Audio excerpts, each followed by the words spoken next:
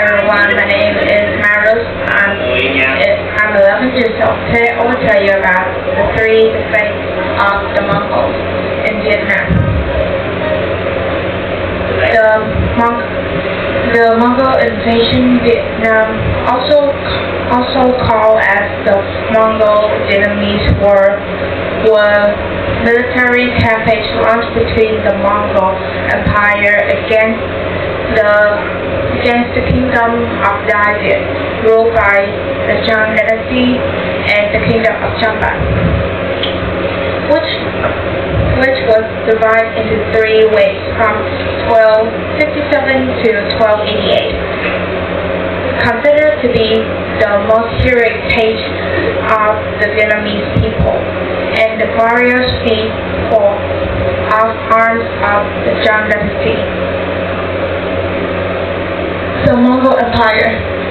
By 1250, the Mongol Empire controlled most of Russia, including Eastern Europe, North China, Central Asia, Manchuria, Turkey, Tibet, and Iran. At the same time, the Korean revolt against the rule of the Great Khan of Mongol Empire saw the Goryeo court accept the domain of submission. Vietnamese during 13th century. In 13th century, Vietnam was divided into two states, David in the north and Champa in the south. In 1229, the Yuan Dynasty, which ruled the kingdom of David for over 2,000 years. For 200 years was replaced by the Tran Dynasty. When 8-year-old Queen Li Jiuhong was forced to abdicate the throne in favor of her husband Zheng Can, later known as King Zheng Taitang. The first Mongol invasion. After conquering much of China, the Mongols, led by Yuan Dynasty, the son of a famous Mongol general, targeted David to secure the father. The first Mongol invasion force. The Mongol army with 40,000 Mongols and 10,000 troops from the Delhi kingdom was smaller than the later invasion, but highly skilled in cavalry warfare. They were accustomed to open battles and expect a swift victory. The Vietnamese, led by King Zheng Taitang, choose not to engage the Mongols directly in a large battle. Instead, they used a scorched earth policy, destroying crops and resources, forcing the Mongols into a difficult situation where they lacked supply. They also retreat strategically, luring the Mongol deeper into Vietnam challenge tropical terrain. Challenge for the Mongols. The hot and humid climate of Vietnam was a major obstacle for the Mongol troops, who were more accustomed to cold and dry environment. Guerrilla tactics from the Vietnamese force caused significant disruption to the Mongol plan. Outcome: the Mongols captured the Vietnamese capital, Thăng Long, but they could hold it due to food shortage, disease, and constant attack from the Vietnamese. After heavy loss, the Mongols were forced to retreat in the early 1258. Constant attack from the Vietnamese.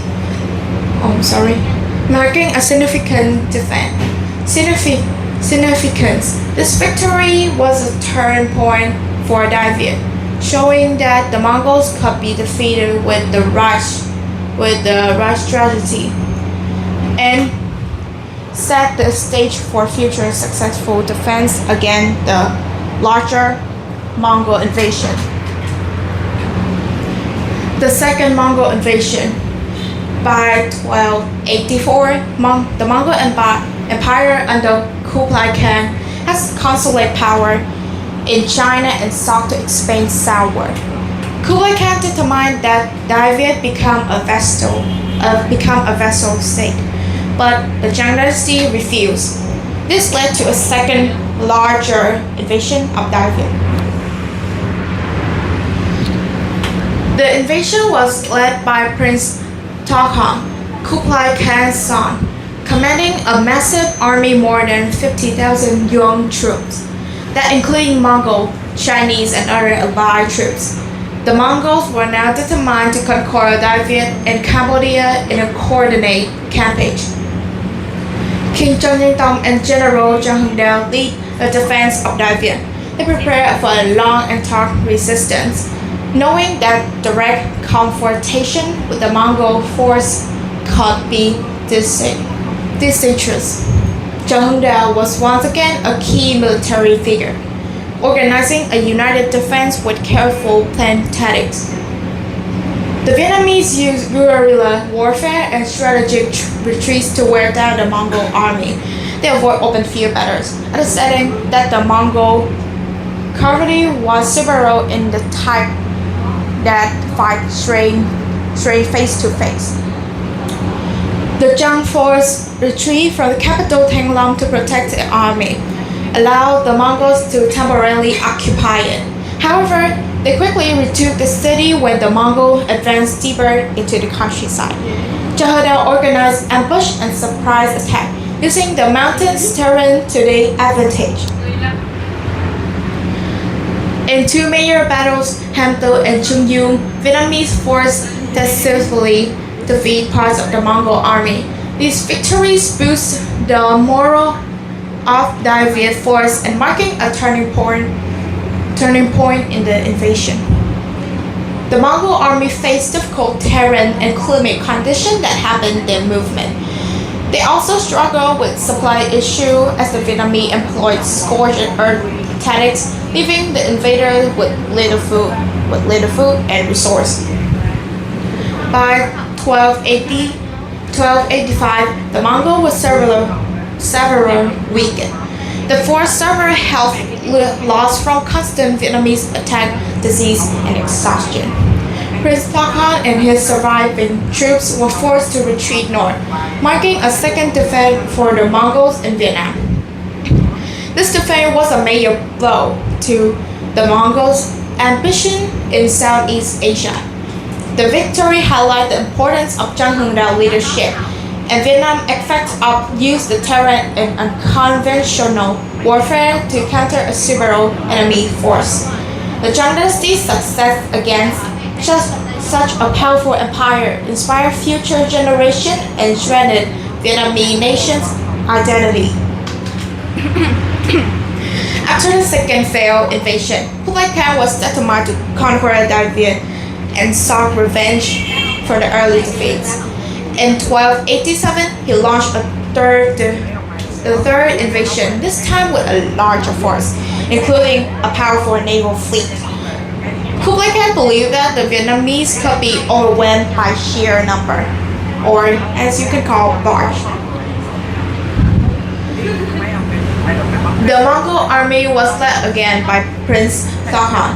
This time, Kublai Khan sent a massive fleet of ships along with tens of thousands of soldiers, aiming for a coordinated by both land and sea. The Mongol force planned to capture David key city, including the capital, Tanglong, as I mentioned before. The Vietnamese defense was once again led by General Zhang Hengdao and King Zhang Hengdao. Zhang Hengdao have already defeated the Mongols twice, carefully devised a strategy to trap the Mongol force, especially their navy. Instead of engaging the Mongol force in open battle, Zhang Hengdao prepared an elaborate ambush on the Bat Dang River. The Vietnamese made use of their intimate knowledge of the river tide. They set up a deadly trap of The Delhi trap by planting shopping wall into the Batang River. When the tide in the river was high, they would hide the sharp wood. The Zhengdao lured the Mongol navy into the Batang River. At high tide, the Mongol ship entered the river, unaware of the stock below. As the tide receded, going low, the stake emerged from the water, impaling and destroying many Mongol ships. Vietnamese forces launched a surprise attack from both sides of the riverbank, overwhelmed the Mongol troops in a devastating ambush. The Mongol fleet was decimated, and the surviving Mongol force retreated in disarray. The Mongol naval fleet was virtually annihilated in the Batang River. Prince Tahan barely escaped with his life, but his army was shattered. And again, the Mongols were forced to retreat from Dali. This marked the third and final defense of the Mongol in Vietnamese. The victory at Batang River in 1288 was one of the most famous battles in Vietnamese history and is often compared to previous victories on the same river century earlier. It's demonstrated the brilliance of Zhang Dao leadership and Vietnamese master of guerrilla warfare and environment tactics. Vietnamese ability to repel the Mongols 3 times solidified its independence and ending Mongol attempt to conquer the region. Zhang Dao is one of the most Vietnam's greatest military hero. Heroic military retreats united the Vietnam force and led to successful campaign against the Mongol. His leadership was crucial to Vietnam victories. Vietnam is one of the most few nations to successfully defeat the Mongol expedition. The 3 defeats preserved the independence of Dai. These victories show the strength of Vietnamese military strategy and nation unity. The defense of Mongol were a proud part of Vietnamese history. They highlight the resilience and bravery of the Vietnamese people. The leadership of the Tran Dynasty and generals like Zhang Dao were key to these victories. So that's all I'll tell you about. Thank you for taking time to listen to my presentation.